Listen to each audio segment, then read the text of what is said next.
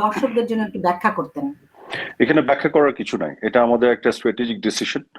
এটা পরবর্তীতে প্রথমে তো আমরা চুপ করেছিলাম, তারপরে ধীরে ধীরে আমরা স্টেটমেন্ট দেওয়া শুরু করেছি, এখন আমাদের বক্তব্য দিচ্ছি।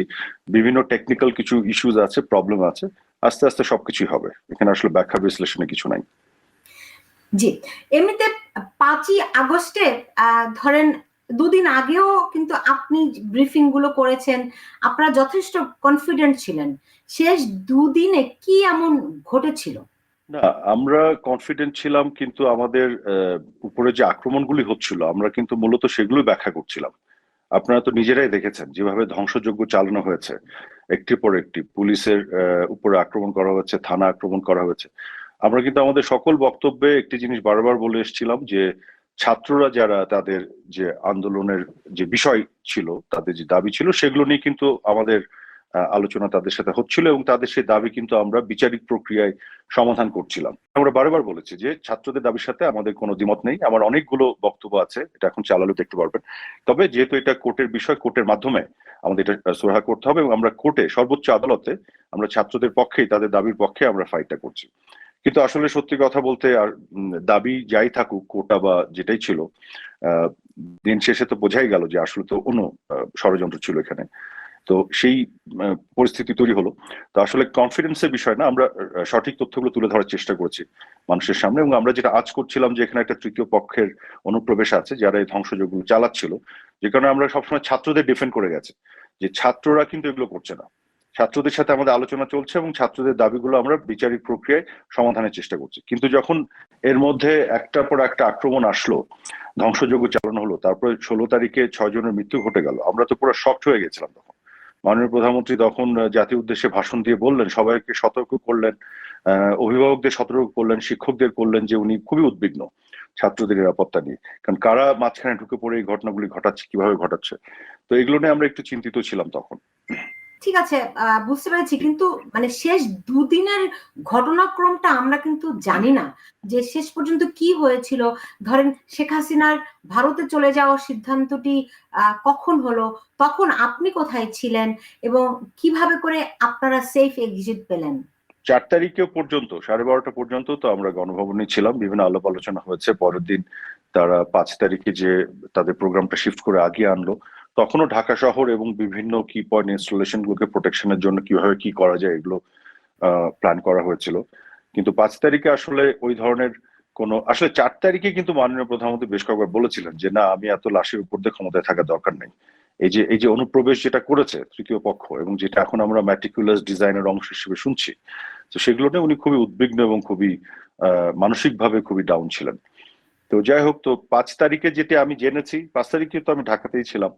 তো আমি যেটা জেনেছি যে ওনাকে যে যে প্রিপারেশন ছিল পুরো সব ঢাকা শহরের সকল এন্ট্রি পয়েন্ট, এগুলো একটা ডিফেন্স সিস্টেমটা ইয়ে করা হয়েছিল যাতে কোনো ধরনের গোলযোগ বা এই ধরনের কিছু না হয়। তো মাননীয় প্রধানমন্ত্রীকে যে বলা হয়েছিল, আমি যতটুকু জানি যে হয়তো এটা প্রোটেকশনের জন্য অনেক মানুষ আরো মৃত্যুবরণ করতে পারে, তখন তিনি এটাকে নাকচ করে দিয়েছিলেন। উনি বলেছিলেন যে এইভাবে উনি ক্ষমতায় থাকতে চান না, এবং তখন তিনি বলেছিলেন যে উনি পদত্যাগ করবেন এবং বঙ্গভবনে যে উনি সেটা হস্তান্তর করবেন, এবং 2 দিন সময় নেবেন পরবর্তী সরকার যারা আসবে, তারপর উনি টুঙ্গিপাড়ায় চলে যাবেন। এই একই বিষয় উনি 4 তারিখেও বেশ কয়েকবার বলেছিলেন। আমার নিজেরও মনে আছে, আমিও ছিলাম, যে উনি আর থাকবেন না, উনি টুঙ্গিপাড়ায় চলে যাবেন, উনি শেষ জীবন ওখানেই কাটাবেন, এরকম একটি বিষয় ছিল। কিন্তু যেটি হলো যে 5 তারিখে যখন উত্তরা দিক থেকে আসলে ছেড়ে দেওয়া হলো, এবং তারপরে মাননীয় প্রধানমন্ত্রীকে এসে বলা হলো যে না, মব চলে আসছে, এবং মাননীয় প্রধানমন্ত্রীকে যদি তারা গণভবন থেকে রিমুভ না করে, তাহলে এসএসএফ এবং পিজিআর এর যে অব্লিগেশন আছে, কনস্টিটিউশনাল অব্লিগেশন, তাদেরকে কিন্তু গুলি ছুটতে হবে, এবং মাননীয় প্রধানমন্ত্রীকে ওখান থেকে শিফট না করলে সেক্ষেত্রে দেখা যাবে যে আবার ক্যাজুয়ালিটি হওয়ার সম্ভাবনা আছে। তো তারা একটা হিসেব করে বলল যে 45 মিনিটের মতো সময় পাওয়া যাবে, এই মব এখানে আসছে। তো তখন উনি বলেছেন ঠিক আছে, উনি যদি বঙ্গভবনে না যেতে পারেন উনি টুঙ্গিপাড়ায় চলে যাবেন। তো ভারতে চলে যাওয়ার আসলে কোনো পরিকল্পনা ছিল না, এটা প্রশ্নও আসে না। কিন্তু তখন আমি যতটুকু জেনেছি, পরবর্তীতে উনাকে অনেকটা ফোর্স করে, অনেকটা জবরদস্তি জোর করে উনাকে হেলিকপ্টারে উঠানো হয়েছিল, নিয়ে যে দেশের বাইরে পাঠিয়ে দেওয়ার একটা বিষয় ছিল। কিন্তু উনি কিন্তু শেষ পর্যন্ত উনি টুঙ্গিপাড়ায় চলে যেতে চেয়েছিল, দেশ ছাড়তে উনি চান। এবং এটা যেটা কিন্তু বলা হচ্ছে যে উনি দেশ ছেড়ে চলে গেছেন বা পালিয়ে গেছেন, যে শব্দগুলো ব্যবহার করা হচ্ছে না, ভবিষ্যতে এগুলো বের হবে, উনাকে জোর করে বাধ্য করা হয়েছিল দেশ কিন্তু ছাড়তে। আমরা যেটা শুনতে পাচ্ছি বা যেটা বলা হচ্ছে যে তিনি আরো মানে গুলি করে হলো আরো হতাহত করে হলেও তিনি ক্ষমতায় থাকতে চেয়েছিলেন, এমনকি তিনি কোনোভাবেই পদত্যাগ করতে রাজি ছিলেন না একেবারে বলে মিথ্যা কথা, রেহানাকে দিয়ে অনুরোধ একেবারে করানো মিথ্যা, হয়েছিল। হুম, শেষে শেষে একেবারে সজীব মিথ্যা কথা, ওয়াজেদ জয় একেবারে তাকে মিথ্যা কথা। কারণ জি, হচ্ছে নো, হুম, নো, একেবারে মিথ্যা কথা। কারণ উনি তো 4 তারিখেই আপনার বিকেলের পর থেকে কয়েকবার আমাদেরকে বলেছিলেন উনি আর থাকতে চান না। উনি এভাবে বলছিলেন যে ওরা, আমি দেশ চালাতে পারছি না, এত ইয়ে হচ্ছে, ওদের এত খারাপ লাগছে, ওরা দেশ চালাক, আমি টুঙ্গিপাড়ায় চলে যাবো। উনি ক্ষমতা ছেড়ে দিতে 4 তারিখে বেশ কয়েকবার বলেছিলেন। কাজে এগুলো একেবারে, আমরা যারা প্রত্যক্ষদর্শী আমরা জানি এগুলো একেবারে মিথ্যা কথা। এবং যেটি হয়েছিল, হ্যাঁ, যেটি সজীব অজিত জয়কে ফোন করে তাকে যেটা বোঝানোর ব্যাপার ছিল সেটা হচ্ছে উনি দেশ ছাড়তে চাচ্ছিলেন না, উনি ক্ষমতা তো আগের দিনই ছাড়তে চেয়েছিলেন। এবং উনি বলেছিলেন উনি পদত্যাগপত্র লিখে সাইন করবেন রাষ্ট্রপতির কাছে, যে উনি এটা হস্তান্তর করবেন এবং পরবর্তী সরকার যে যেই আসবে যেভাবে আসবে সেটি উনি ওভারসি করবেন। কিন্তু তারা যখন তাকে জোর করে বঙ্গভবন থেকে বের করে দেশের বাইরে পাঠাতে চাচ্ছিল, সেই সময় উনি এটা জিদ করেছিলেন উনি দেশের বাইরে যাবেন না। তখন ওই শেখ রেহানাকে দিয়ে বোঝানোর ব্যাপার বা জয়কে ফোন করা হয়েছিল, এই বিষয়গুলি ঘটেছে। কিন্তু আগের দিনও 4 তারিখ উনি বারবার বলেছেন উনি থাকবেন না, এবং উনি বারবার একই কথা বলতেন উনি টুঙ্গিপাড়ায় চলে যাবেন। আমরা বরং দু একজন বলেছিলাম যে আপনি টুঙ্গিপাড়ায় চলে যাবেন, ক্ষমতায় থাকবেন না, ওরা তো আসলে আপনাকে হত্যার পরিকল্পনা করছে। সামনে আছে একটা আন্দোলন, আর পিছন দিকে তো বিভিন্ন ধরনের জঙ্গি এবং এসব সন্ত্রাসীদেরকে নিয়ে এক ধরনের ওনাকে হত্যা করার পরিকল্পনা ছিল। তো এই ধরনের অনেক কমপ্লিকেটেড একটা সিচুয়েশন ছিল 4 তারিখ 5 তারিখে পুরোটা মিলে। তো এইগুলো সত্য আস্তে আস্তে ধীরে ধীরে বের হবে ভবিষ্যতে, আমি মনে করি। আরেকটি জিনিস ধরেন 3 তারিখে সেনাপ্রধান এবং তাদের সেনাবাহিনীর যে বৈঠকটি হয়েছিল সেখানে কিন্তু ঘোষণা দেওয়া হয়েছিল, রীতিমতো ঘোষণা দেওয়া হয়েছিল যে তারা কোনোভাবে গুলি চালাবে না। আপনারা কি তারপরও বুঝতে পারেননি যে সময় ফুরিয়ে গেছে? না, কারণ গুলি চালাবেন কেন? আমরা তো গুলি চালানোর কথা বলি নাই। ওনারা বলেছিলেন যে জনগণের উপরে গুলি চালাবেন না, এবং আমরা কি চেয়েছি? আমরা তো বলেছি জনগণের উপরে কোনোভাবেই গুলি চালানো যাবে না। কাজে তার অবস্থান আমাদের অবস্থান তো একই ছিল। এবং 4 তারিখে তো আমাদের জাতীয় নিরাপত্তা কাউন্সিলের মিটিং হয়েছে। সেই 4 তারিখে সেই মিটিং আমি ছিলাম, সেনাপ্রধান ছিলেন, 3 বাহিনীর প্রধান ছিলেন, নিরাপত্তা উপদেষ্টা এবং সবাই, বিভিন্ন সংস্থার প্রধান ছিলেন, মাননীয় প্রধানমন্ত্রীর নেতৃত্বে মিটিং হয়েছে। সেখানেও তো সেনাপ্রধান বক্তৃতা দিয়েছিলেন। কাজে সেখানেও তো বলা হয়েছিল যে যতগুলো কি পয়েন্ট ইনস্টলেশন আছে এবং ঢাকা শহরকে প্রতিরক্ষা এবং প্রোটেকশন দেয়া, কোথা থেকে? ধ্বংসযোগ্য এবং আক্রমণ থেকে প্রোটেকশনের দায়িত্ব তো এটা আইন শৃঙ্খলা বাহিনী। তো সেই একটা শহরকে, একটা রাষ্ট্রকে আপনার সুরক্ষা দেয়া আর জনগণের উপর গুলি চালানো, দুটো তো দুই জিনিস। ওইটার মধ্যে আপনি মেসেজ তো পাওয়ার কোনো সুযোগ নেই। কারণ আমাদের অবস্থান তো সবসময় ছিল যে কোনোভাবে যাতে ক্যাজুয়ালিটি না হয়, কোনো হতাহত না হয়। কারণ 16 তারিখে যখন প্রথম 6 জনের মৃত্যু হলো, আমরা তখন শকড হয়ে গেছিলাম কোথা থেকে এই ঘটনাগুলি কিভাবে ঘটছে। তারপরে তো আমরা এগুলোকে ইনভেস্টিগেশনের জন্য বললাম, এবং মাননীয় প্রধানমন্ত্রী কিন্তু জুডিশিয়াল কমিটি গঠন করে দিলেন, ইউনাইটেড নেশনসকে বললেন, জাতিসংঘকে বললেন আমাদেরকে সহযোগিতা করতে।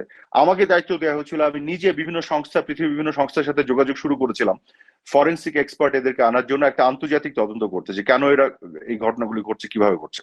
কারণ যতগুলি হতাহত হচ্ছে এবং মৃত্যু হচ্ছে, এটা তো আমাদের বুকের উপরে এসে ভারী হয়ে চাপছে। আমরা তো সরকারে, তখন এই দায়িত্ব আমাদেরকেই নিতে হয়। যে কারণে আমরা তো চাচ্ছিলাম না এই ঘটনা ঘটুক। আমরা তো চাচ্ছি যে টেনশনটা ডিফিউজড হোক, আমরা চাচ্ছি যাতে এই ঘটনাগুলি না ঘটুক। এবং কিন্তু যে পক্ষ চাচ্ছিল যে আরো মৃত্যু হোক, আরো হতাহত হোক, আরো টেনশন বাড়ুক, যাতে সরকার পড়ে যায়, এটা তো অন্য পক্ষ চাচ্ছিল, আমরা তো এটা চাইনি। আমরা কেন গুলি ছোড়ার কথা বলবো? এবং গুলি ছোড়ার যে হবে না, এটা তো আমাদেরই সিদ্ধান্ত। এটা শুনে কেন আমরা অন্য কোনো মেসেজ নিব? এটা নিয়ে তো কোনো প্রশ্ন আসে না। ধরুন 16 তারিখ আপনি বলছেন যে 16 তারিখ 6 জনের মৃত্যুর পরে আপনারা শকড হয়ে গেছিলেন।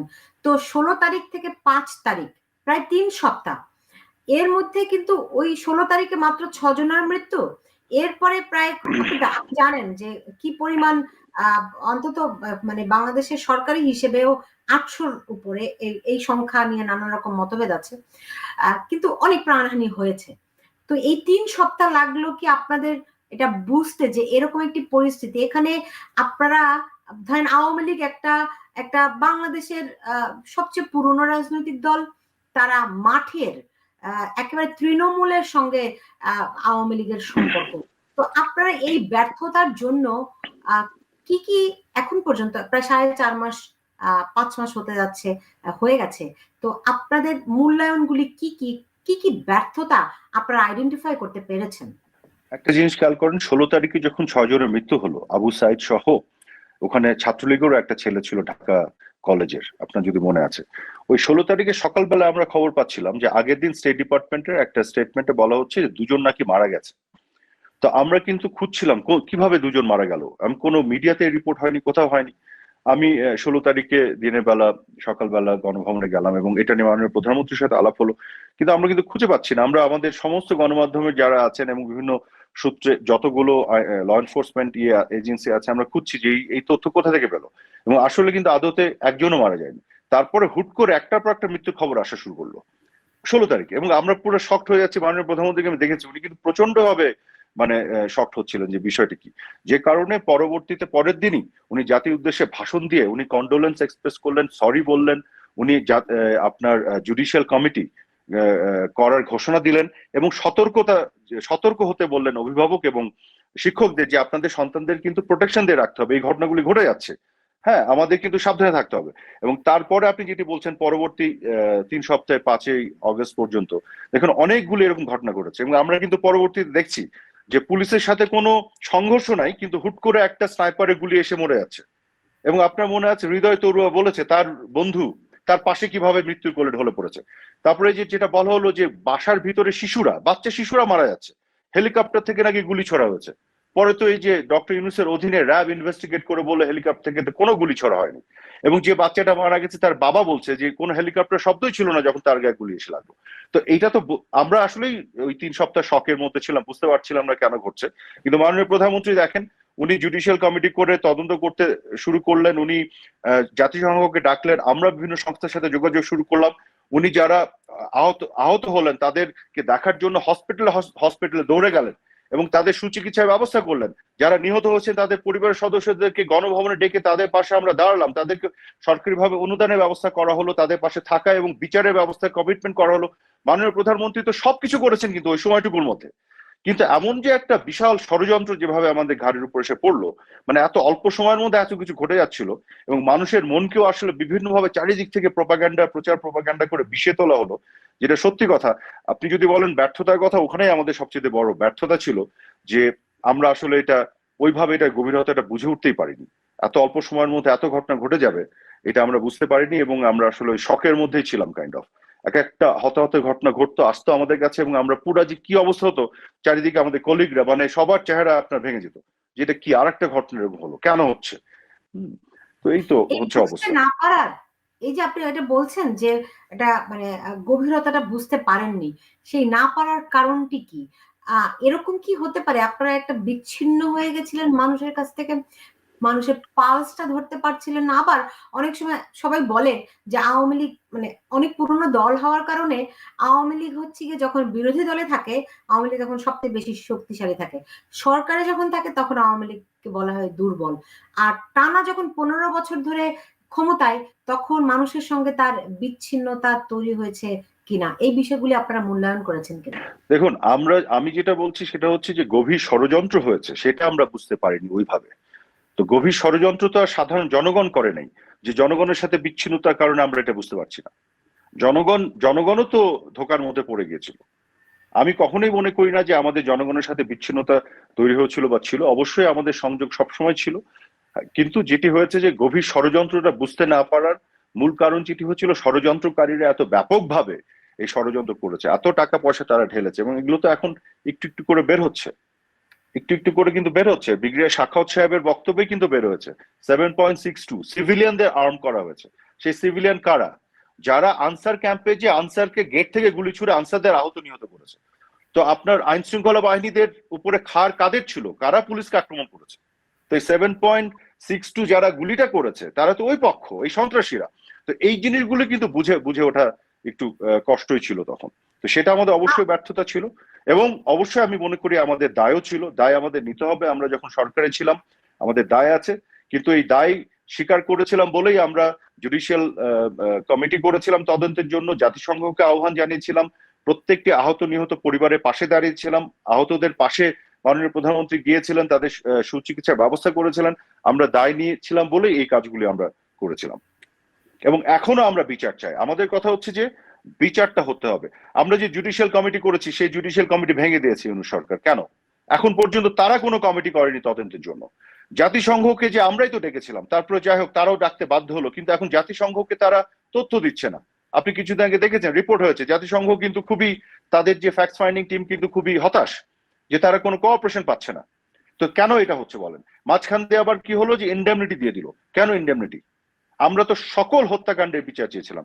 আপনি আমাকে বলেন যে এই 5 তারিখে পরে যে ঢাকা ইউনিভার্সিটির তোফাজ্জল, বা আপনার জাহাঙ্গীরনগরের যে শামীম, বা রাজশাহী ইউনিভার্সিটির মাসুদ, বা এই যে কিছুদিন আগে রায়হান এবং মাসুদ রানা যারা জয় বাংলা লিখেছিল, একজন রেকর্ড করেছিল, কুপে মেরে ফেললো, এগুলো দায় নিবে ইউনূস সরকার?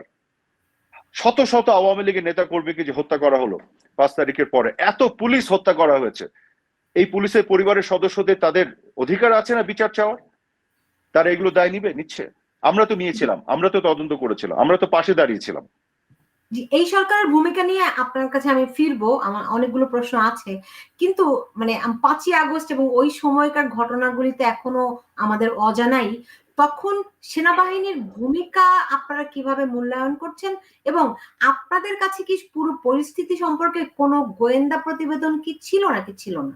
গোয়েন্দা তো আসলে এইভাবে কাজ করে না যে পুরো পরিস্থিতি নিয়ে। হ্যাঁ, একটা তো ছিল, আমাদের তো গোয়েন্দা সংস্থাগুলো তো জানাচ্ছিল যে আমাদের একটা মিটিংও হয়েছিল স্বরাষ্ট্র মন্ত্রণালয়, আমি সেই মিটিং এ ছিলাম। এটা আরো আপনার অগস্টের শুরুতে মনে হয়, বা জুলাই শেষের দিকে, যেখানে কিন্তু প্রতিবেদনগুলো দেওয়া হয়েছে যে যেভাবে মানে আপনার ইভেন ঢাকা থেকে চিটাগং এ যে তেলের যে ট্যাঙ্ক বাহী যে গাড়িগুলো সেগুলোকে আক্রমণ করা হয়েছে, তেলের যে বিভিন্ন ডিপো গুলো সেগুলো আক্রমণ করা হয়েছে, জেলের মধ্যে জেল ব্রেক করে ঢুকে জঙ্গিদের বের করে নিয়ে আসা হয়েছে 800 কয়েদি।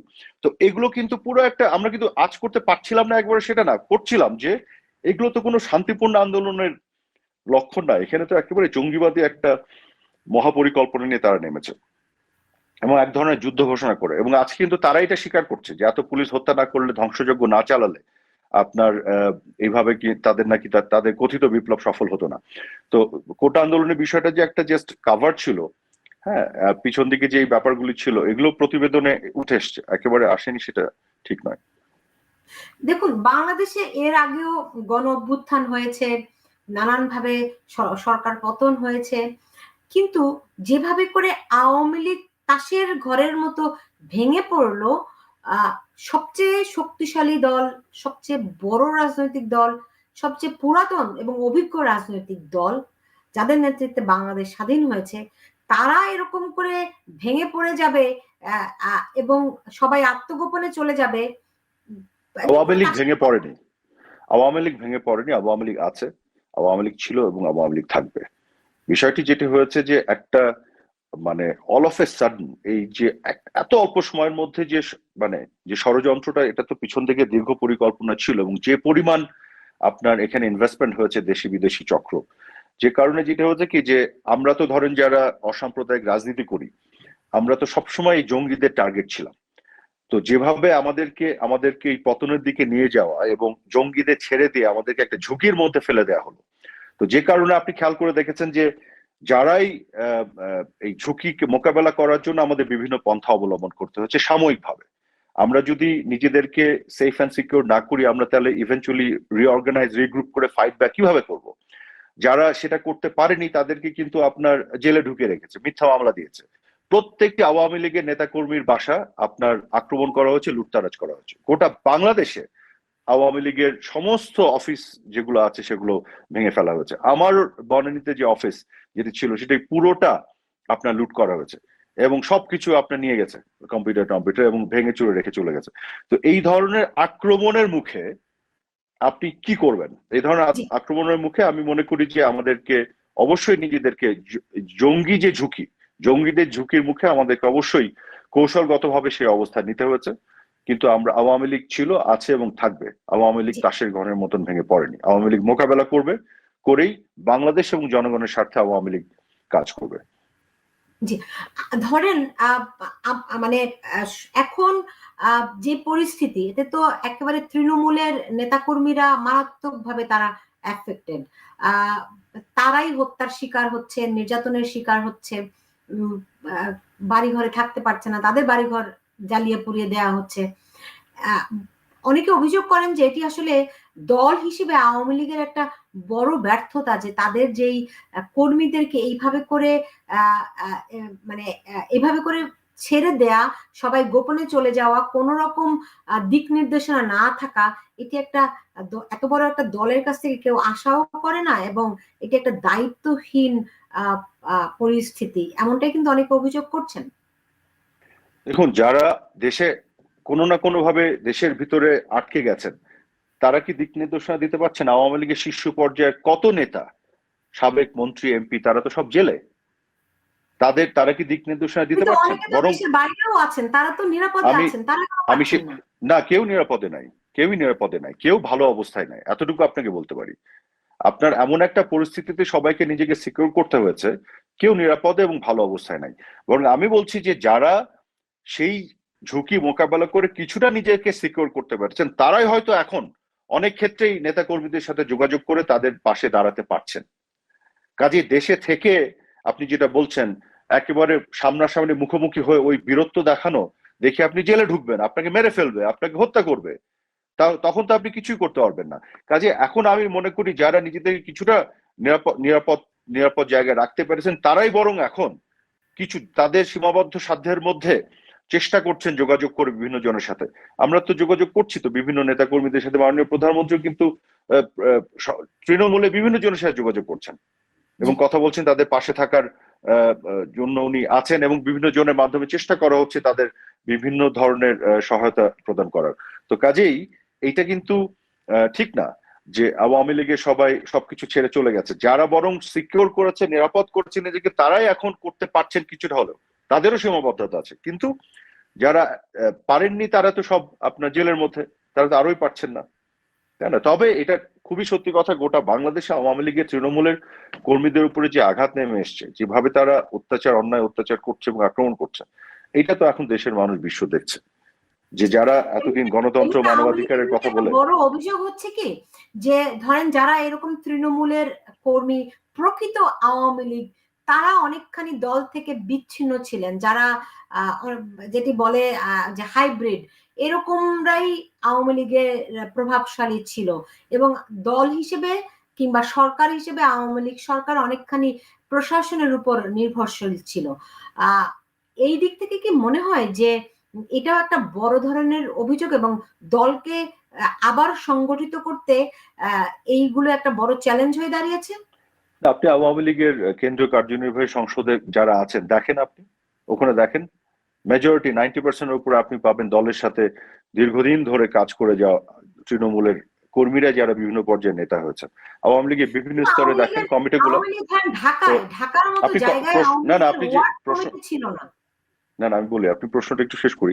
হ্যাঁ, এই ধরনের সাংগঠনিক কিছু দুর্বলতা তো অবশ্যই ছিল, আমি এটা অস্বীকার করব না যে সব জায়গাতে আমরা সাফল্যের সাথে সবকিছু করেছি। অবশ্যই আমাদের ব্যর্থতা ছিল, আমাদের ভুল ভ্রান্তি ছিল, কিন্তু এই যে ঢালাও অভিযোগ যেগুলো, সেগুলো আমি মনে করি না এগুলো ঠিক। তবে আওয়ামী লীগের প্রশাসনের উপরে যেটি বলছেন, রাষ্ট্র পরিচালনার ক্ষেত্রে তো অবশ্যই প্রশাসনের একটা বিষয় থাকে, সেটা সাথে নিয়ে কাজ করতে হয়। আর দল এবং সংগঠনের ক্ষেত্রে সেটা সাংগঠনিকভাবে বিষয়গুলি দেখতে হয়। তবে সব মিলিয়ে আমি যেটি বলবো যে কিছু কিছু বিষয় যেভাবে ঢালাও ভাবে বলা হয়, সেটা তথ্যপত্র, এবং আপনি যদি একেবারে স্পেসিফিক্যালি দেখেন, সেক্ষেত্রে সব ক্ষেত্রে হয়তো এগুলো সঠিক মনে হবে না। But at the same time আমি মনে করি অনেক ক্ষেত্রে ভুল ভ্রান্তি ব্যর্থতা এগুলো তো ছিলই, চলার পথে এগুলো হয়। আমরা এটা দাবি করতে চাই না যে আমরা কোনো ভুল করিনি, অবশ্যই না, আমাদের অনেক ভুল ছিল, ভুল করেছি, ভুলগুলো হয়েছে, সেগুলো নিয়ে আলাপ করছি আমরা, সেগুলো নিয়ে আমরা অ্যানালাইজ করি ভবিষ্যতে কিভাবে এখান থেকে শিক্ষা নেওয়া যায়, সেই জিনিসগুলো থেকে সেগুলো যাতে আবার না করা যায়, সেগুলো নিয়ে আমাদের আলাপ আলোচনা চলে। দেখুন, একটা জিনিস আমি এর আগে একটা ইন্টারভিউতে বলেছি, আবার বলি, আপনি ভুল থেকে ইতিবাচক কিছু কখন আনবেন? যখন আপনি ভুলটা স্বীকার করবেন, যখন যদি ভুল হয় সেটা যদি আপনি স্বীকার করেন, সেখান থেকে যদি আপনি শিক্ষা নেন, এবং আপনি ভবিষ্যতে যদি সেটা না করেন। আমরা এই প্রক্রিয়ার মধ্যে আছি। আমাকে কি আপনি সুনির্দিষ্ট তিনটা ভুল বলতে পারেন প্রায়োরিটি করে? না এটা এক না নম্বর ভুল। না, এভাবে ইন্টারভিউতে ভুল নিয়ে আলোচনা করার কোনো সুযোগ নেই। আমরা এগুলো নিয়ে নিজেদের মধ্যে আলাপ আলোচনা অ্যানালাইজ করছি, সেগুলো আমরা ভবিষ্যতে একটা বড় আকারে তুলে ধরবো অবশ্যই। ওকে, ধরেন কারণ এখন ইন্টারভিউতে এগুলো যদি আবার বলি, তাহলে এটা আরেকটা ভুল হয়ে যাবে, তো ভুলের উপর আরেকটা ভুল করা ঠিক হবে না। জি, কিন্তু ধরেন অনেক ভুল আছে আমরা শুধরাতে পারি, অনেক ভুল আপনি চাইলেও শুধরানোর কিছু নাই। ধরেন এতগুলি তরুণ প্রাণ ঝরে গেছে, এটি তো একটা বিরাট ক্ষতি। শুধুমাত্র পরিবার না, বাংলাদেশের মানুষ কোনোদিনও এই এই পরিমাণ মানে ধরেন এরশাদ বিরোধী আন্দোলনেও কয়টা মানুষ মারা গেছে 9 বছরে? এর এত মানুষ মারা যায়নি, তার উপরে তরতাজা তরুণ প্রাণ, তাদেরকে আমরা কোনোদিনও ফেরত পাবো না। এই ভুল আপনারা কি দিয়ে শুধরাবেন? এটা তো ভুলের বিষয় না, এটা তো দোষের বিষয়। এই প্রাণগুলি ঝরলো কেন? যার এটার জন্য দায়ী, দোষী, সেটাকেই তো আপনার শুধরানোর একমাত্র রাস্তা এই মুহূর্তে যে আপনার একটা তদন্ত করতে হবে স্বচ্ছ এবং নিরপেক্ষ প্রক্রিয়ায়, এবং দোষীদের সাজায় আওতায় আনতে হবে। সেই প্রক্রিয়া তো আমরা শুরু করেছিলাম, সেই প্রক্রিয়া তো অফ করে দিয়েছে। সেখানে আমরা আপনাদের কোনো দায় আমাদের, আমি তো আগে আপনাকে বলেছি, আমরা যখনই যে অবস্থায় ক্ষমতায় ছিলাম থাকাকালীন সময় যা কিছু ঘটেছে সেখানে তো আমরা দায় নিচ্ছি, দায় স্বীকার করছি, এবং দায় স্বীকার করেছি বলেই তো আমরা আমরা তদন্তের ব্যবস্থা করেছিলাম, আমরা জাতিসংঘকে ডেকেছিলাম, দায় স্বীকার করেছিলাম বলেই তো আমরা আমরা হতাহত যারা হয়েছিল তাদের পরিবারের পাশে দাঁড়িয়েছিলাম। এটা তো দায় আছে বলেই সেটা আমরা স্বীকার করে সেটা আমরা করেছিলাম। কিন্তু আপনি যদি ধরেন যে দোষ আমরা করিনি, সে দোষ দিয়ে যে অপরাধ আমরা করিনি সে অপরাধে অপরাধী করেন, সেখানে আমার বক্তব্য হচ্ছে যা ঘটেছে তার বিচার হতে হবে, বিচারের পরে সিদ্ধান্ত হবে কে দোষী এবং কে অপরাধী, এবং অপরাধীদের বিচার করে সাজা দেওয়ার মধ্য দিয়েই এই একমাত্র এই দায় আপনার নিষ্পত্তি হবে। এই দায় আমাদের সবার, আমরা সেটার পক্ষে আছি, সেটা পক্ষেই ছিলাম, আগামীতেও থাকবো। কিন্তু এই সরকার, ইউনূস সরকার তো এটা করছে না, তারা কিন্তু এটাকে ব্যবহার করছে।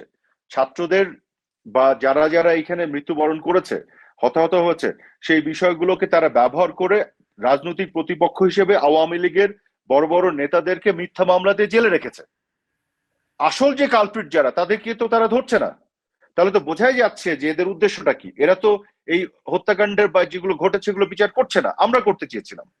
এরা তো আপনার ইন্ডেমনিটি দিয়ে দিচ্ছে, এরা তো সত্যিটা বের করতে চাচ্ছে না। তো এবং আজকে যারা আহতদের যে আর্তনাদ, সেখানেও তো তাদের পাশে তো তারা দাঁড়াচ্ছে না। আমরা তো বরং তাদের সুচিকিৎসার ব্যবস্থা করেছিলাম। তারা বিচার করতে চাচ্ছে না তা না, তারা তো আন্তর্জাতিক মানবাধিকার ট্রাইব্যুনালে তারা বিচার করছে, প্রক্রিয়া শুরু করেছে, তারা তদন্ত করছে। কোথায় আন্তর্জাতিক মানবাধিকার ট্রাইব্যুনালে তারা বিচার করছে? ট্রাইব্যুনালে তারা শেখ হাসিনার জন্য তদন্ত করছে, এরই মধ্যে ভারত থেকে তাকে প্রত্যার্পণ। ওটাকে তো বিচার বলে না। শোনেন, ইউনাইটেড নেশনস এর ফ্যাক্ট ফাইন্ডিং কমিটিকে আপনি কেন তথ্য দিচ্ছেন না?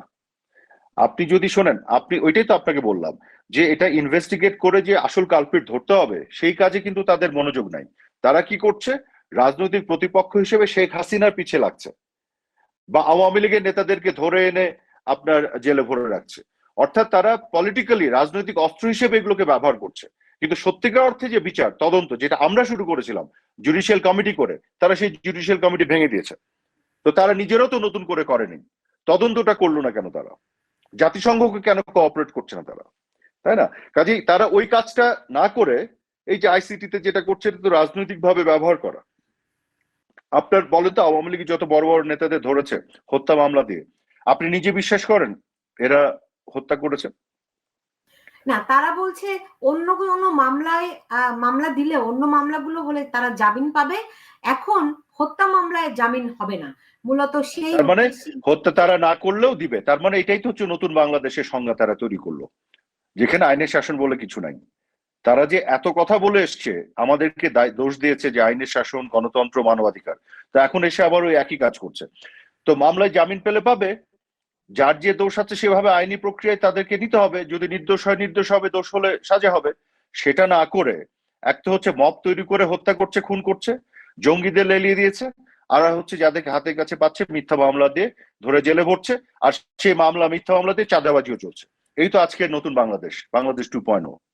আরেকটি বিষয় দেখুন, সবাই ষড়যন্ত্রের কথা বলছে, সেখানে অভিযোগ আসছে ধরেন চায়না, আমেরিকা, ভারত, এই 3 দেশের ইনভলভমেন্ট অনেকভাবে শোনা যাচ্ছে। আমি এই সবগুলি ইনভলভমেন্টে যাব না, কিন্তু আমরা দেখতে পাচ্ছি যে চায়নার সঙ্গে আওয়ামী লীগের কোন রকম সম্পর্ক আমরা দেখতে পাচ্ছি না। অন্যদিকে ধরেন ডক্টর ইউনূস সরকার, তিনি এরই মধ্যে দেশটির সঙ্গে মানে ঘনিষ্ঠ হয়েছেন, সেটি শোনা যাচ্ছে। এবং ধরেন বিভিন্ন অন্যান্য রাজনৈতিক দলের নেতৃবৃন্দকে আমরা দেখেছি চায়না ঘুরে এসেছেন, বা একটা দ্বিপাক্ষিক সম্পর্ক রাজনৈতিক দলগুলোর মধ্যে চায়নার সঙ্গে হচ্ছে। এই বিষয়টিকে আপনারা কিভাবে করে মূল্যায়ন করেন? আওয়ামী লীগের সঙ্গে চায়নার সম্পর্কটি এখন কেমন?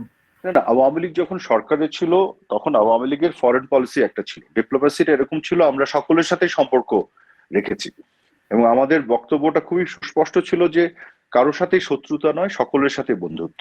তো চায়নার সাথে আমাদের বন্ধুত্ব ছিল, ফিউচারে আমরা আবার যদি রাষ্ট্র ক্ষমতায় আসি আমাদের তাই থাকবে। কারণ আমাদের কথা হচ্ছে বাংলাদেশের স্বার্থে যে দেশের সাথে যে ধরনের সম্পর্ক তৈরি করতে হবে সেটা আমরা করবো এবং সেটা আমরা করেছিলাম। আমাদের চায়নার সাথে বাণিজ্যিক সম্পর্ক ছিল, বাংলাদেশে অনেক ইনভেস্টমেন্ট তারা নিয়ে এসেছিল, পার্শ্ববর্তী দেশ হিসেবে ভারতের সাথে একটা বিশাল সম্পর্ক আমাদের ছিল, আমাদের সবচেয়ে বড় আপনার নেইবারিং কান্ট্রি। পাশ্চাত্যের বিভিন্ন দেশের সাথে সম্পর্ক ছিল, মিডল ইস্টের সকল দেশের সাথে সম্পর্ক ছিল, টার্কির সাথে আমাদের সম্পর্ক ছিল। তো এটা তো একটা ডিপ্লোম্যাটিক রিলেশনশিপের ব্যাপার, এটা তো আসলে দল হিসেবে আওয়ামী লীগের সাথে সম্পর্ক যতটা না, তার চেয়ে আপনার দেশ হিসেবে বাংলাদেশের সাথে আমরা রাষ্ট্র পরিচালনার ক্ষেত্রে কিভাবে ডিপ্লোমেসিটা করেছি বিষয়টা সেরকম। কিন্তু ধরেন চায়নার সঙ্গে বেশ কিছু বিষয় রয়েছে, ভারতের সঙ্গে আবার সেগুলো কন্ট্রাডিক্টরি রয়েছে। তো সেই ক্ষেত্রে পররাষ্ট্র নীতিতে সরকারের অবস্থান নিয়ে কি কোনো সংকট তৈরি হয়েছিল? না, আপনাকে একটা জিনিস বুঝতে হবে, ভারতের সাথে চায়না তো অবশ্যই এক ধরনের সমস্যা আছে। তারপরে আবার ভারত এবং চায়না দুটো দেশই কিন্তু আবার ব্রিক্সে আছে। দেখুন, ভারতের সাথে আমেরিকার এত ভালো সম্পর্ক, বিশেষ করে মোদী সরকারের সাথে, ইভেন ট্রাম্প যে নতুন করে ইলেক্টেড হয়ে আসছে তাদের, কিন্তু আবার ভারত কিন্তু আবার ব্রিক্সে আছে, যেটা নিয়ে আপনার আমেরিকান গভর্নমেন্টের বেশ কিছু সমস্যা আছে। তো এটা তো আপনার সবকিছু একই জায়গায় অ্যালাইন হবে আন্তর্জাতিক সম্পর্কের ক্ষেত্রে, বিষয়টা এরকম না। আপনাকে আন্তর্জাতিক সম্পর্কগুলো দেখতে হবে আপনার দেশ এবং দেশের মানুষের স্বার্থে, সব যে জায়গাটা নিতে হবে সেভাবে আপনি সম্পর্কগুলো তৈরি করবেন। এমন না যে আমি আমেরিকার পক্ষে, এই জন্য সবকিছু আমেরিকা যেদিকে যেভাবে চিন্তা করে সেদিকে থাকবো, বা আমি রাশিয়ার পক্ষে সেভাবেই থাকবো। মাননীয় প্রধানমন্ত্রী শেখ হাসিনা কি করেছিলেন? ভারতের সাথে চমৎকার সুসম্পর্ক রেখেছিলেন এবং ভারতের সাথে দীর্ঘদিনের অনেক সমস্যার সমাধান করেছিলেন। ল্যান্ড বাউন্ডারি এগ্রিমেন্ট থেকে শুরু করে বিভিন্ন ধরনের সমস্যা যেগুলো আমাদের ছিল উনি সমাধান করেছিলেন, কিন্তু ছিটমহল যে বিষয়গুলি। But at the same time চায়নার সাথে সম্পর্ক রেখেছিলেন, আমেরিকার সাথে আমাদের সম্পর্ক ছিল, ওদিকে আমরা রাশিয়া থেকে আবার নিউক্লিয়ার পাওয়ার প্ল্যান্ট আমরা বানিয়েছিলাম। তো ইউরোপের বিভিন্ন দেশের সাথে সম্পর্ক, মিডল ইস্টের সাথে আমাদের গভীর সম্পর্ক তৈরি হচ্ছিল, কাতার, সৌদি আরব, ইরান এবং তুরস্ক। সেগুলো তো আমাদের ছিল। কাজে এটা তো একটা বিগার পিকচারে বাংলাদেশের স্বার্থকে সামনে রেখে আপনার এই সম্পর্কগুলো তৈরি করতে হয়। আপনি কোনো একটা পার্টিকুলার দেশ কিভাবে ইন্টারন্যাশনাল আমেরিকার সঙ্গে বাংলাদেশের গত 15 বছরে কিন্তু খুব ভালো সম্পর্ক ছিল না। আমার এখনো মনে আছে আপনার সৈয়দ আশরাফুল ইসলাম, তিনি ড্যান মজিনাকে নিয়ে কটূক্তি করেছিলেন। আমেরিকাকে তো আওয়ামী লীগ সরকার কোনোভাবে থোড়াই কেয়ার করেছে, কোনো পাত্তাই দেয়নি, রাইট? না, যেটা হয়েছে যে আমেরিকার গভর্নমেন্টের সাথে সবসময় আমাদের ভালো সম্পর্ক ছিল। যেটা হচ্ছে এখানে অ্যাম্বাসিতে অনেকেই ধরেন বিভিন্ন ধরনের আমাদের আভ্যন্তরীণ রাজনীতির মধ্যে যখন নাক গলানো কথাবার্তা বলতো তখন সেগুলোকে প্রতিবাদ করা হতো। বিষয়টা এরকমই ছিল, তারা তো বিভিন্নভাবে আমাদের আভ্যন্তরীণ রাজনীতিতে আপনার ইন্টারভিন করার চেষ্টা করতো, সেখানে আমাদের বিভিন্ন বক্তব্য আসতো। কিন্তু আপনি যদি রিলেশনশিপের জায়গাটা দেখেন, কোনো কিছু তো বন্ধ হয়নি, সবকিছু তো কিন্তু চলেছে, এক্সপোর্ট ইম্পোর্ট থেকে শুরু করে সব ধরনের বিষয়গুলি, বা আমাদের অ্যাম্বাসি গুলোর মধ্যে যোগাযোগ এবং সবগুলোই তো ছিল, সেগুলো প্রগ্রেসও করেছে। কিন্তু ধরেন এখন ভারত বিদ্বেষী বাংলাদেশের মানুষের একটা মনোভাব আজকে থেকে না, একদম ঐতিহাসিক ভাবেই বাংলাদেশের মানুষদের কিছু একটা অংশের মধ্যে ভারত বিদ্বেষী মনোভাব আছে, এবং এটা নিয়ে রাজনীতির একটা বড় চাল হচ্ছে গিয়ে ভারত বিদ্বেষী মনোভাব। এবং সেই ক্ষেত্রে বলা হয় যে এখন মানে আওয়ামী লীগ এবং ভারত এই দুটোই একই বিদ্বেষে পড়ে গেছে, এবং আওয়ামী লীগকে বলা হয় ভারতের তাবেদার, কিংবা ভারতের সঙ্গে বা আওয়ামী লীগ সরকার একটা নতজানু পররাষ্ট্র নীতিতে ছিল, বাংলাদেশ সবকিছু দিয়ে দিয়েছে ভারতকে। এই অভিযোগগুলোর বিপক্ষে আপনাদের কি এমন প্রমাণ আছে যে আপনারা বলতে পারেন যে বাংলাদেশ সমান মর্যাদা নিয়েই ভারতের সঙ্গে সব দ্বিপাক্ষিক সম্পর্ক বজায় রেখেছে? শোনেন, সমান মর্যাদা তো বটেই, বরং অন্য দলই যারা এসব কথা বলে তারা যা পারেনি আওয়ামী লীগ সেটা অর্জন করেছে ভারতের কাছ থেকে। ভারতের সাথে যে এই যে গঙ্গা চুক্তি, ফারাক্কা চুক্তি, এটা তো অন্য দলগুলি করতে পারেনি, আওয়ামী লীগই তো করেছিল। এটা তো ঐতিহাসিকভাবে সত্য। কিন্তু ল্যান্ড পানির বাউন্ডারি এগ্রিমেন্ট, চিকিৎসা তো বাংলাদেশ ছিটমহল পায়নি বিনিময় কোনোদিন। চুক্তি, এটা তো আপনি পানি মেপেছেন, যে দেখেছেন পাইনি কিনা? এই ধরনের কথাগুলি বলার কারণে সমস্যা হয়। প্রত্যেক দিন জয়েন্ট রিভার কমিশন পানি মাপে, চুক্তি অনুযায়ী প্রত্যেক দিন পানি আমরা পেয়েছি।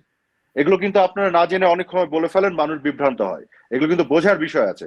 পানিটা কিভাবে মাপে, কোন সময় থেকে কোন সময় আমাদের পানির জিনিসটা মাপতে হয়, এগুলো হাইলি টেকনিক্যাল।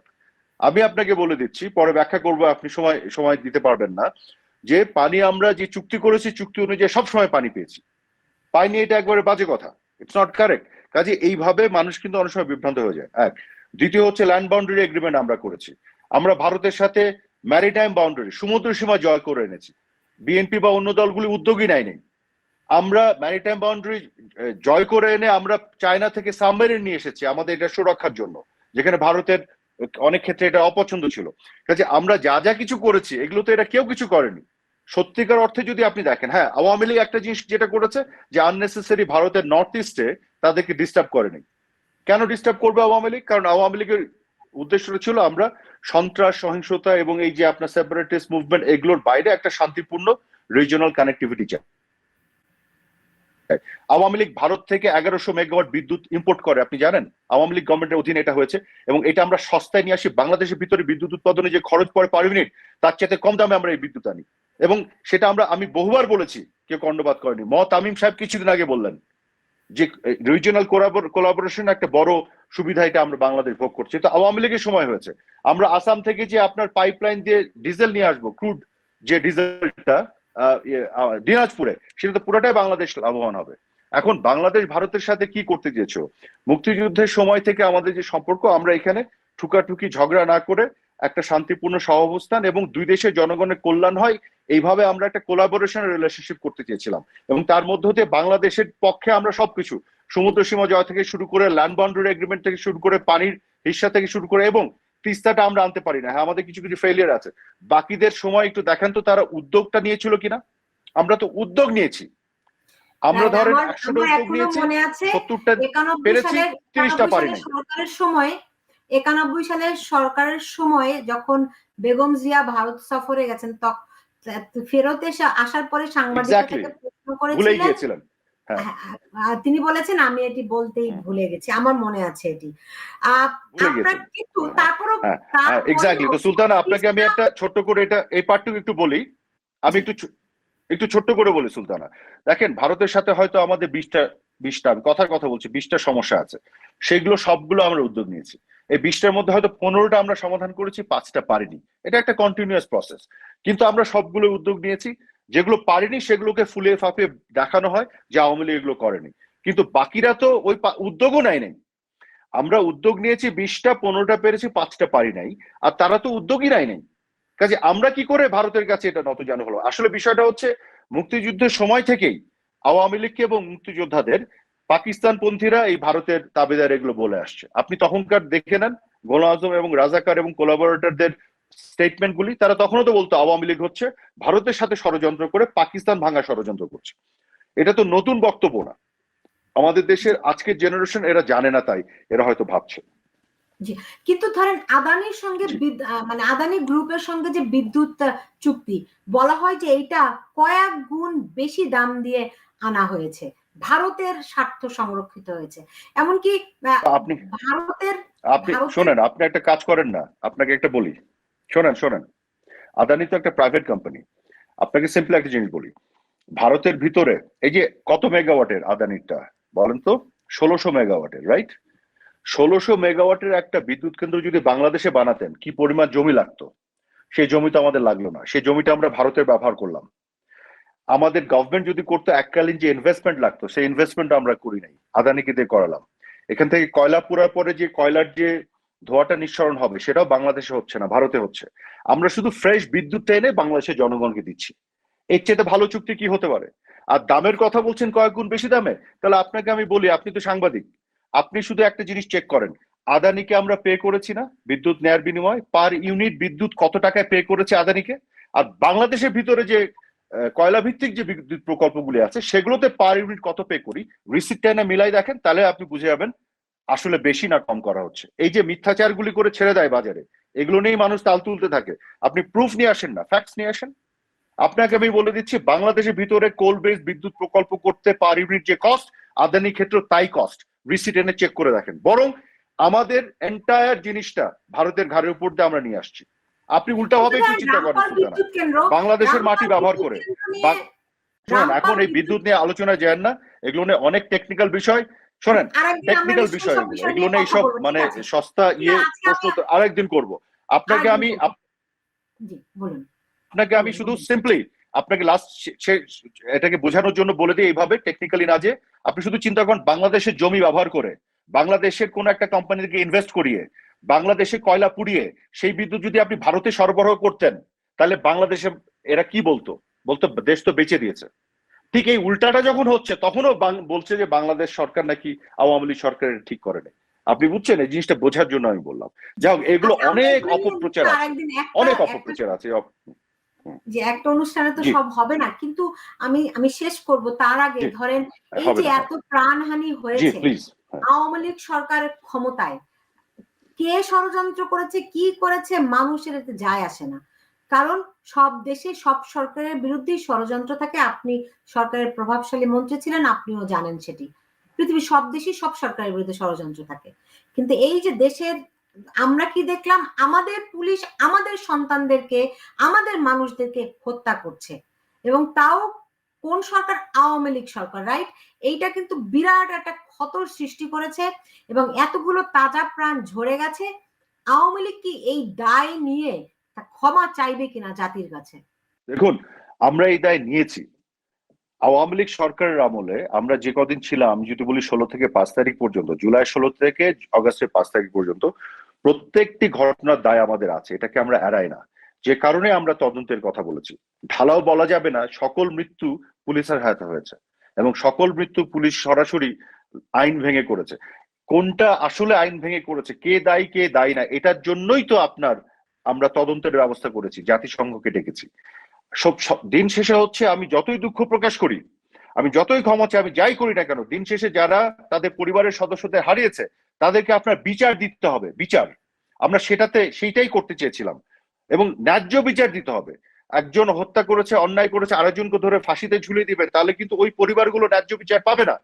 এজন্য আমাদের দায়ের সবচেয়ে বড় জায়গা, বা আমাদের দুঃখ প্রকাশ করা, ক্ষমা চাওয়ার সবচেয়ে বড় জায়গা, বা রিগ্রেট করার সবচেয়ে বড় জায়গা হচ্ছে আমরা বিচারটা চাই, বিচারটা হোক ন্যায্য বিচারের মাধ্যমে, আসল দোষী অপরাধী যাতে সাজা পায়, আমরা সেই জায়গাটাতে থাকতে চাই।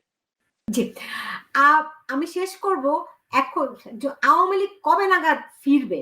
আপনারা কবে নাগাদ দেশে ফিরতে পারেন, এরকম যদি একটা ধারণা দিতেন আমাদেরকে অ্যাটলিস্ট। আমরা তো দেশেই আছি, আমরা দেশে ফিরতে হবে কেন? আপনাকে কে বলেছে আমরা দেশে নাই? আপনি কি বর্তমানে বাংলাদেশে আছেন? আওয়ামী লীগ দেশে নাই, আপনাকে কে বলেছে যে আওয়ামী লীগ দেশে ফিরবে? আওয়ামী লীগ দেশেই আছে, আওয়ামী লীগকে ফেরার কোনো প্রশ্ন নাই এখানে। আওয়ামী লীগ দেশে আছে, দেশেই থাকবে। শুধু আওয়ামী লীগের জন্য একটা দুর্বিষহ বাস্তবতা তৈরি করা হয়েছে। আওয়ামী লীগকে একেবারেই আপনার যেখানেই আওয়ামী লীগ দাঁড়াতে যাচ্ছে, তারা এক ধরনের স্বৈরাচারী ফ্যাসিস্টিক একটা আচরণ করছে। কিন্তু জনগণকে নিয়ে আওয়ামী লীগ আবার তার জায়গা, যেটা জনগণের স্বার্থেই আওয়ামী লীগ তার কার্যক্রম জারি রাখবে এবং চালু রাখবে। আওয়ামী লীগ ছিল, আওয়ামী লীগ আছে এবং আওয়ামী লীগ থাকবে। কাজে ফেরার কোনো প্রশ্ন নাই এখানে। আওয়ামী লীগের একজন সাংগঠনিক সম্পাদক, ধন্যবাদ সুলতানা। না, আরেকটু সেটা হচ্ছে কি, আমার এই অনুষ্ঠানে তিনি বলেছিলেন যে আগামী 1-1.5 মাসের মধ্যে আওয়ামী লীগকে আবার খুব সরব দেখা যাবে। আপনার মন্তব্যটি জানতে চাই। হ্যাঁ, আমিও তার সাথে একমত। আরো সরব হবে আওয়ামী লীগ, ধীরে ধীরে আওয়ামী লীগ অবশ্যই হবে। এত মানুষের জনসমর্থনের একটা সংগঠন, এত পুরনো প্রাচীন একটা সংগঠন, এত বিশাল একটা সংগঠন, এত মানুষের ভালোবাসার একটা সংগঠন, সেই সংগঠনকে কি আপনি চিরতরে স্তব্ধ করে দিতে পারবেন? এটা তো স্বতঃস্ফূর্ত ভাবেই আসবে। ধরেন আমি আরাফাত আজকে থাকি বা না থাকি, কিচ্ছু যায় আসে না, আওয়ামী লীগ থাকবে। আমার মতন এরকম 100-1000 মানে নেতা বলেন, কর্মী বলেন, ক্ষুদ্র কর্মী, আমরা আওয়ামী লীগের আদর্শে, বঙ্গবন্ধুর আদর্শে, মুক্তিযুদ্ধের চেতনা বিষয়ে কাজ করি। আমরা যদি মানে ধরেন ধুলায় মিশে যাই, মানে ধোঁয়ায়, মানে কি বলবো, একবার বাষ্প হয়ে উড়ে যায়, তাতেও আওয়ামী লীগের কিছু যায় আসে না। আওয়ামী লীগ একটা বটবৃক্ষ, মহিরুহ, আওয়ামী লীগ থাকবেই, আওয়ামী লীগ সরব হবেই, এটাই বাস্তবতা, এটাকে মেনে নিতে হবে। যে আপনাকে অনেক ধন্যবাদ জানাচ্ছি আমাদের সঙ্গে আজকে যুক্ত হওয়ার জন্য। আপনি ভালো থাকুন। আপনাকেও ধন্যবাদ সুলতানা, অনেক ধন্যবাদ, আপনিও ভালো থাকবেন। জি, দর্শক, এই ছিল আমাদের আজকের আয়োজনে। আমাদের সঙ্গে এতক্ষণ অতিথি ছিলেন মোহাম্মদ আরাফাত, আওয়ামী লীগ নেতা এবং সাবেক তথ্য প্রতিমন্ত্রী। আপনারা এতক্ষণ যারা আমাদের সঙ্গে ছিলেন, যে যেখানে আছেন, সবাই ভালো থাকুন সেই প্রত্যাশা রেখেই বিদায় নিচ্ছি।